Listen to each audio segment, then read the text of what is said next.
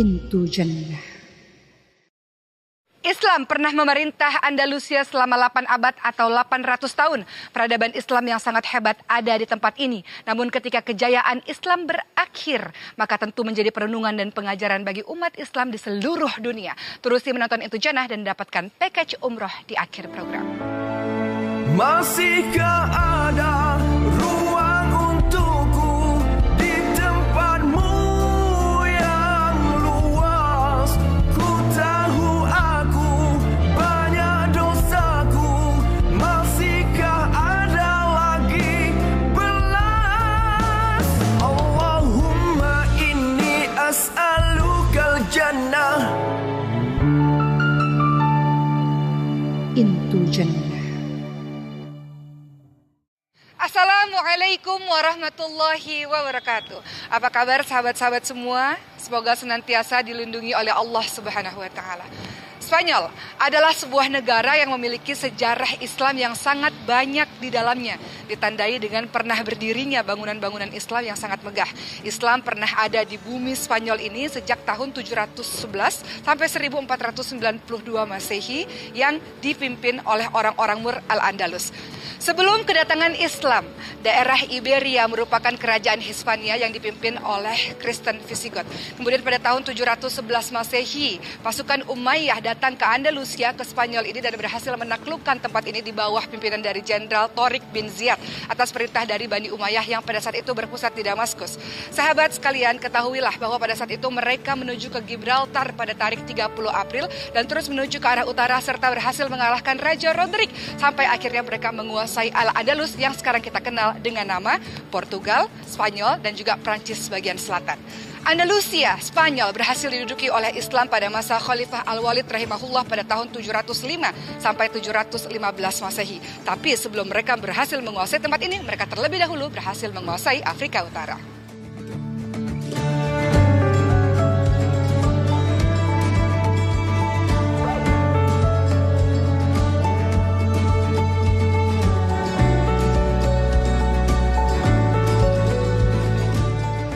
Membicarakan mengenai penaklukan Andalusia, ada 3 nama penting yang harus sahabat sekalian ketahui. Tariq bin Ziyad, Musa bin Nusair. Dan Tarif bin Malik adalah seorang perintis dan juga penyelidik. Beliau menyeberangi selat dari Maroko menuju ke benua Eropa. Dan kemudian beliau membawa 500 pasukan yang diantaranya adalah tentara berkuda dengan menaiki 4 buah kapal. Kemudian beliau membawa kejayaan yang sangat luar biasa dan harta rampasan perang yang sangat banyak. Pada akhirnya Musa bin Nusair pun mengirimkan 7.000 pasukan ke bumi Andalusia di bawah pimpinan dari Tariq bin Ziyad. Tariq bin Ziyad mendapatkan pasukan barbar dari Musa bin Nusair dan juga pasukan Arab dari Khalifah Walid. Dan pada saat itu mereka semua berada di Gibraltar, pada akhirnya menuju ke kota-kota lainnya, berhasil menguasai Toledo, Cordoba, dan juga Granada. Pada saat hendak menguasai Toledo, Tariq bin Ziyad meminta bantuan kembali dari Musa bin Nusair untuk mengirimkan 5.000 pasukan. Sehingga total pasukan yang dimiliki oleh Tariq bin Ziyad pada saat itu adalah 12.000. Namun jumlah ini tentu sangat sedikit dibandingkan dengan pasukan musuh, yaitu berjumlah 100.000 orang. Akhirnya Musa bin Nusair menyusul Tariq bin Ziyad di Toledo. Disinilah saya berada. Dimulai dari tempat ini, Islam mulai menyebar ke seluruh Andalusia. Tunjukkanlah aku jalan sebenar, agar dapat aku melangkah tenang. Sedarkanlah aku di kala lena, agar lalaiku kembali sedar. Bisikan padaku sehalus sebayu, gerakkan hatiku agar ku tahu.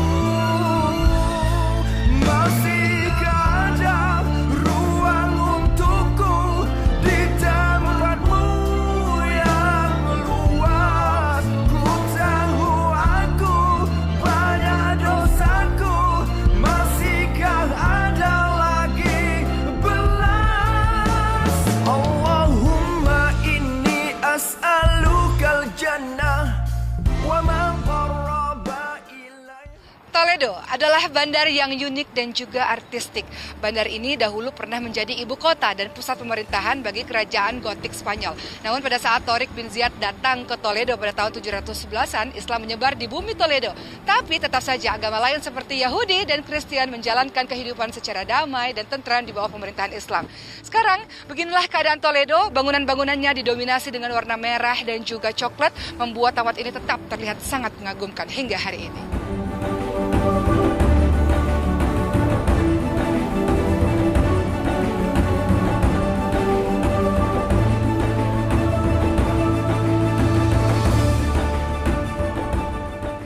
Pemerintahan Islam telah memberikan nafas baru bagi penduduk Andalusia selepas menamatkan kekejauhan dari Raja Roderick. Sahabat semua, akhlak yang ditunjukkan oleh Tariq bin Ziyad dan pasukan Muslim saat itu betul-betul mempesona rakyat Andalusia, sehingga banyak dari mereka yang memeluk agama Allah Subhanahu wa Ta'ala. Agama-agama lain tetap seperti biasa menjalankan kehidupan agama mereka dengan baik. Secara umum, pemerintahan Islam menjadikan Andalusia menjadi sebuah peradaban yang sangat tinggi di masa itu.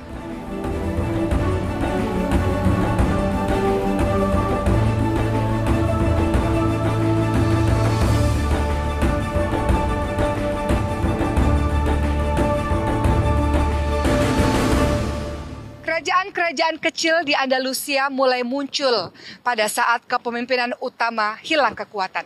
Pada saat itu pemimpin-pemimpin Bani Umayyah yang menguasai Andalusia mulai hilang kekuatan setelah Khalifah Al-Mustansar Billah.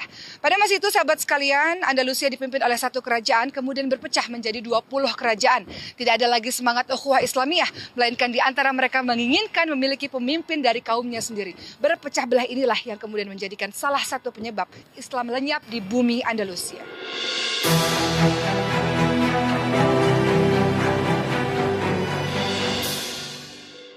Di belakang saya adalah salah satu masjid tertua di Toledo dahulu. Namun sekarang masjid ini telah menjadi sebuah gereja. Ya teman-teman semua, ketika Andalusia terjatuh, maka semua masjid-masjid berubah menjadi tempat ibadah agama lain. Dan kalau kita lihat seni bina dari masjid ini masih terdapat lafaz Allah Subhanahu wa Ta'ala dan kalimat Bismillahirrahmanirrahim, dan juga batu-batunya disusun sehingga membentuk seperti kubah. Inilah salah satu bekas peninggalan dari kerajaan Islam di Andalusia di masa itu.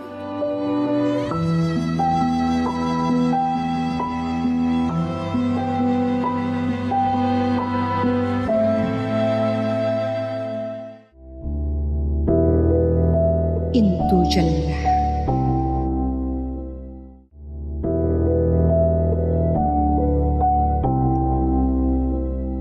Sahabat semua, setelah dari Toledo, akhirnya saya sampai ke tempat ini.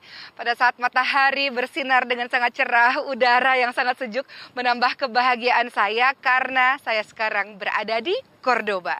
Cordoba dahulu adalah ibu kota bagi pemerintahan Bani Umayyah pada tahun 711 sampai 1039 Masehi. Cordoba disebut juga sebagai the greatest learning of center karena pada masa itu kota-kota lain yang ada di Eropa mengalami masa kegelapan. Di Cordoba ini memiliki perpustakaan yang dikunjungi sekitar 400.000 orang. Sementara di kota-kota lain di Eropa dikunjungi lebih kurang dari 1.000 orang saja. Betapa hebatnya kota Cordoba ini. Dan sahabat semua, pada masa kejayaannya di abad 9 sampai 10 Masehi, Cordoba memiliki 200.000 perumahan, 600 masjid, 900 tempat mandi awam, 50 hospital, dan banyak sekali pasar-pasar yang dijadikan sebagai pusat perdagangan. Dan salah satu tempat yang paling menarik yang harus dikunjungi kalau sahabat semua menuju ke Cordoba adalah Masjid Cordoba. Tapi sebelum saya menuju ke sana, saya akan berkeliling untuk menikmati keindahan di tempat ini.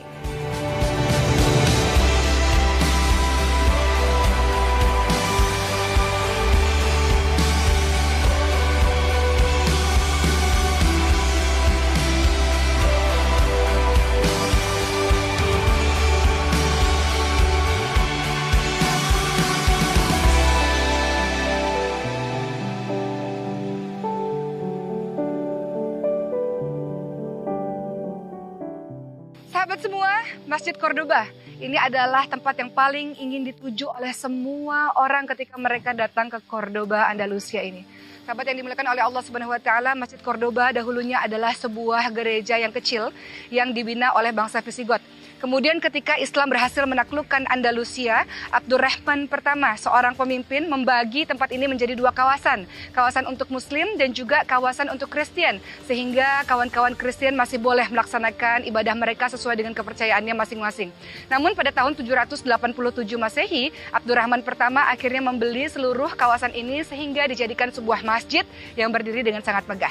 Abdurrahman kedua pada akhirnya pun membina sebuah menara yang sangat tinggi yang digunakan untuk mengumandangkan adzan oleh para muadzin. Kalau kita masuk ke dalamnya, kita akan melihat bahwa Masjid Cordoba ini memiliki seni bina yang sangat indah. Di dalamnya tentu saja ada tempat sholat, taman-taman yang dihiasi dengan pohon-pohon jeruk dan limau, dan juga dinding-dindingnya terdapat kaligrafi-kaligrafi yang sangat luar biasa. Sahabat semua, dahulu Masjid Cordoba adalah tempat bagi puluhan ribu orang bersujud, menunduk kepada Allah Subhanahu wa taala. Dahulu Masjid Cordoba dijadikan sebagai sebuah tempat untuk orang-orang membaca Al-Qur'an. Dahulu menara di masjid ini dijadikan sebagai sebuah tempat untuk orang-orang mengumandangkan adzan, mengajak orang untuk menuju kepada Allah Subhanahu wa taala. Namun hari ini tidak ada satu orang pun yang boleh bersujud di dalamnya. Tidak boleh ada seorang pun yang mengumandangkan adzan di dalamnya. Tidak boleh ada seorang pun yang membacakan ayat suci Al-Qur'an di dalamnya. Menara yang tinggi telah dijadikan sebagai menara loceng-loceng, dan ini menjadi sebuah pembelajaran besar untuk kita semua. Masjid Cordoba hanya menjadi sebuah kenangan saja. Masihkah ada ruang untukku di tempatmu yang luas? Ku tahu aku banyak dosaku, masihkah ada lagi belas? Allahumma inni as'alukal jannah.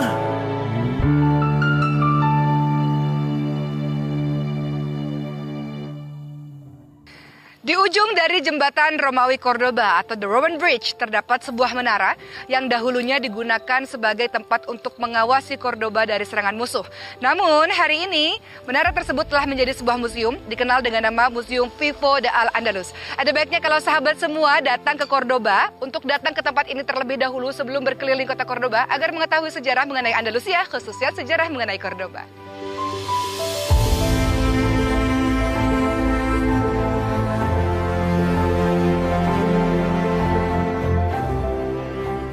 Sahabat semua, rasanya ada yang kurang kalau kita pergi ke Cordoba dan tidak mengunjungi Madinah Az-Zahra. Madinah Az-Zahra adalah sebuah kota yang bercahaya terletak 13 km dari Cordoba.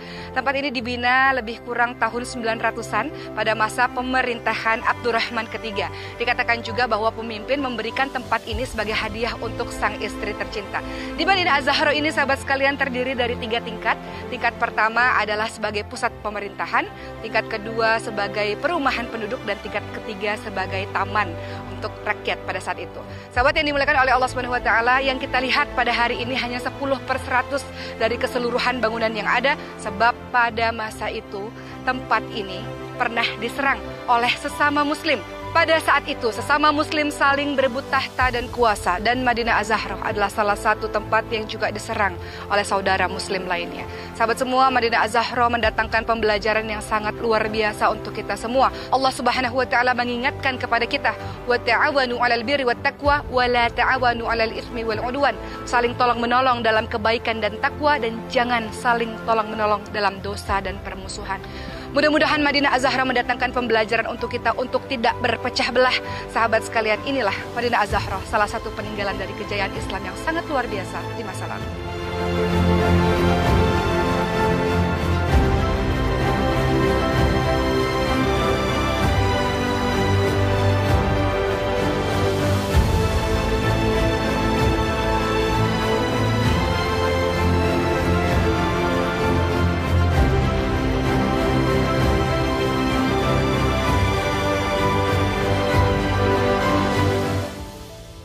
Sahabat semua, di samping saya sekarang sudah ada sahabat-sahabat saya, Spanish Muslim asli dari Spanyol. Di Sevilla tidak punya masjid, mereka hanya punya musola yang sangat kecil, padahal Muslim Sevilla berjumlah 25.000 orang saja. Itu sebabnya sampai hari ini teman-teman kita dari Sevilla terus menggalang dana, terus mencari dana atau donation dari seluruh dunia untuk mewujudkan mimpi mereka membina masjid. Sahabat semua, Ibrahim dulu adalah model internasional yang sangat terkenal, tapi kemudian memutuskan untuk berhenti dari pekerjaan sebagai model spesial untuk menjadi orang yang membantu agama Allah Subhanahu wa taala, yaitu dengan mengurus masjid. Karena Ibrahim berpikir bahwa ada kehidupan yang lebih baik setelah kehidupan di dunia ini. Oleh karena itu, apa yang beliau lakukan, Ibrahim, Lukman dan teman-teman lainnya Muslim Spanish yang ada di Spanyol ini, mereka berjuang untuk menegakkan kalimat Allah Subhanahu wa taala. Lihatlah mereka terlahir dari keluarga yang bukan Muslim tadinya, kemudian memeluk agama Allah Subhanahu wa taala. Semoga Allah semua menjaga keimanan kita insyaallah. Thank you so much. Intu Jannah.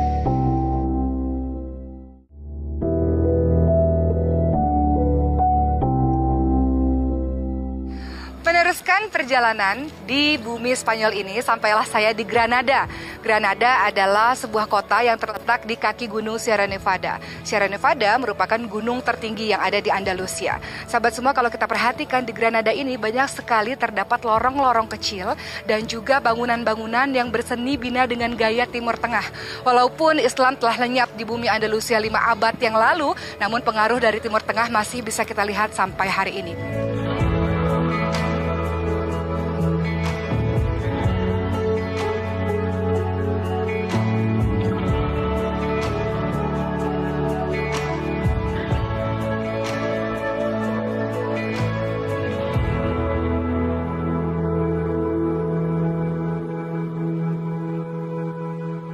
Alhamdulillah saya berkesempatan untuk mengunjungi Masjid Granada yang letaknya berhadapan dengan Istana Alhambra. Granada ini terletak di Albaicin. Albaicin merupakan perkampungan yang pernah dibuat oleh bangsa Moor Muslim pada tahun 1013 Masehi. Dahulu tempat ini adalah tempat sampah, sahabat semua. Tiada seorang pun yang memperhatikan tempat ini. Namun sekarang siapa sangka di tempat ini mulai berdiri masjid yang sangat megah. Apa saja aktiviti yang ada di dalamnya? Tentu saja selain sebagai tempat sholat dan juga tempat untuk belajar. Dan hari ini spesial karena hari ini hari Jumat, banyak orang yang melaksanakan sholat Jumat, dan selepas sholat Jumat akan bersama-sama makan kuskus, dan saya akan coba untuk beramah mesra dengan mereka.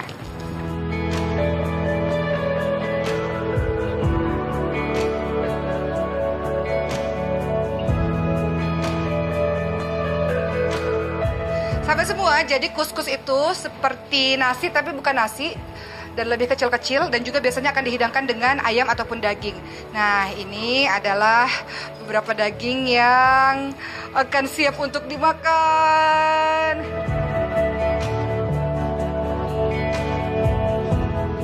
Kuskus siap dihidangkan. Jom kita makan.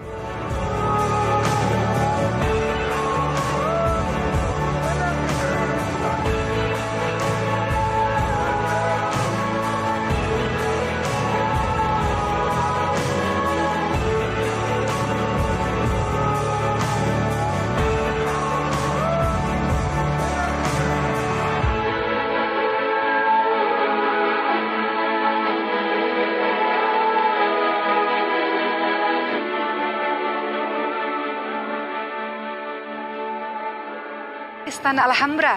Disinilah saya berada. Kalau sahabat semua memperhatikan, banyak sekali orang-orang dari seluruh penjuru dunia yang mengagumi Istana Alhambra ini. Dan saya berada di salah satu kawasan yang sangat indah di Alhambra.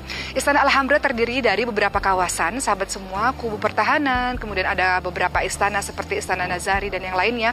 Kemudian bilik raja sendiri, bilik keluarga kerajaan yang ditandai dengan patung-patung singa yang mengelilingi pancuran air. Dan juga kita bisa melihat adanya kebun-kebun atau taman-taman yang sangat indah, pohon-pohon limau, pokok-pokok jeruk, bunga-bunga yang sangat indah. Dan juga seperti kolam-kolam ini, sahabat semua, kita bisa melihatnya dengan sangat tenang sekali. Dan yang menarik adalah dinding-dinding dari Istana Alhambra. Dinding-dindingnya dihiasi dengan kaligrafi-kaligrafi yang bertuliskan kalimat La ilaha illallah dan Wala ghaliba illallah, yang bermakna tiada Tuhan selain Allah dan juga tiada kejayaan selain kejayaan atau kemenangan dari Allah Subhanahu wa taala. Hal ini dibuat seperti itu karena raja ingin memberitahukan kepada seluruh rakyat bahwa kehebatan, kemenangan bukan berasal dari raja. Kehebatan, kemenangan hanya berasal dari Allah Subhanahu wa taala. Bukti dari ketawaduan dari seorang raja yang hendak diperlihatkan kepada seluruh rakyatnya. Sekarang saya akan berkeliling untuk menikmati keindahan dari Istana Alhambra ini. Masihkah ada lagi belas? Into Jannah, into Jannah, into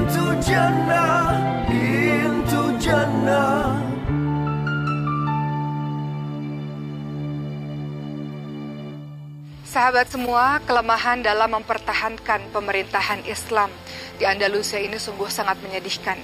Pada saat itu yang memerintah adalah Bani Ahmar yang menguasai wilayah terakhir yakni Granada.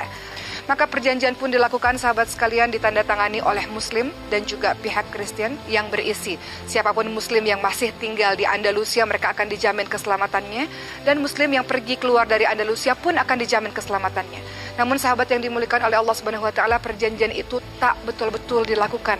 Yang terjadi adalah sebaliknya. Orang-orang Islam harus memeluk agama Kristen atau orang-orang Islam harus keluar dari Spanyol.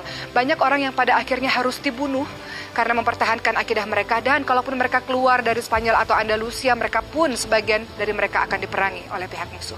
Sahabat yang dimuliakan oleh Allah Subhanahu wa taala, tidak hanya sampai di situ saja. Yang kemudian terjadi adalah perubuhan atau dihancurkan seluruh tempat-tempat umat Islam, benteng-benteng, kubu-kubu, istana-istana. Kalau kita lihat Madinah Az-Zahra misalnya sahabat sekalian, Madinah Az-Zahra memang runtuh ketika terjadi perang saudara pada tahun 1010 Masehi. Namun sebetulnya yang membuat Madinah Az-Zahra jauh lebih teruk adalah ketika Andalusia jatuh ke tangan yang bukan Muslim.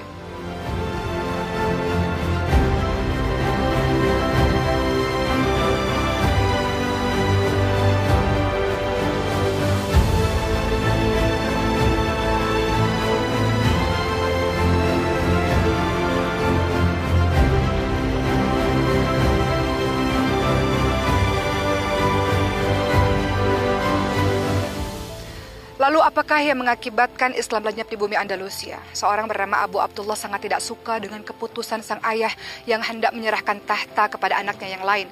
Maka Abu Abdullah pun kemudian memberontak, ia melawan sang ayah sehingga berakhir dengan terbunuhnya ayah tersebut. Lalu kemudian apakah tahta itu diserahkan kepada Abu Abdullah? Tidak. Tahta itu pun kemudian beralih kepada Muhammad bin Sa'ad. Sahabat yang dimuliakan oleh Allah Subhanahu wa taala, inilah yang membuat Abu Abdullah sangat marah dengan keadaan seperti itu sehingga meminta bantuan kepada Raja Ferdinand dan Ratu Isabella untuk membantu Abu Abdullah. Setelah dibantu, alhamdulillah. Setelah dibantu, Abu Abdullah pun mendapatkan apa yang dia inginkan. Namun tahta itu hanya sebentar saja dia dapatkan karena Ratu Isabella dan Raja Ferdinand menginginkan balasan dari Abu Abdullah. Apakah balasan yang diinginkan oleh kedua orang tersebut? Penyerahan Granada, wilayah terakhir umat Islam. Tentu saja Abu Abdullah sangat tidak percaya dengan apa yang diinginkan oleh kedua orang tersebut. Namun inilah yang sebenarnya terjadi. Islam yang dulu pernah berjaya di tempat ini hampir 800 tahun harus lenyap, tak bersisa, dan mereka keluar semuanya dalam keadaan yang hina. Begitulah yang terjadi di Granada ini teman-teman sekalian, sebuah kisah pilu sehingga Istana Alhambra sekarang tinggal menjadi kenangan saja. Ku tahu aku banyak dosaku, masihkah ada lagi belas? Allahumma inni as'alukal jannah.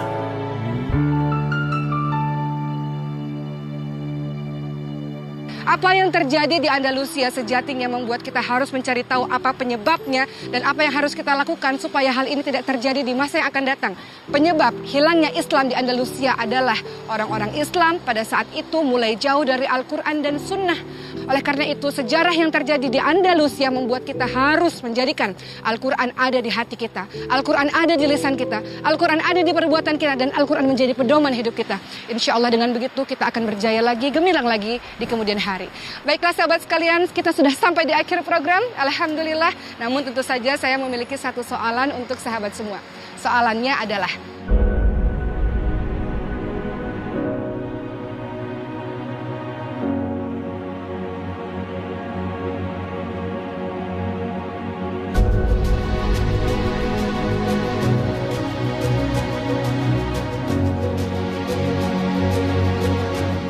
baiklah, saya berharap agar teman-teman semua, sahabat sekalian mampu menjawab soalan tersebut sehingga memenangkan package umrah dari Andalusia Travels and Tours. Akhirnya saya Oki Setiana Dewi, insya Allah kita jumpa lagi di episode-episode berikutnya di negara lain dengan sejarah-sejarah lain insya Allah. Assalamualaikum warahmatullahi wabarakatuh.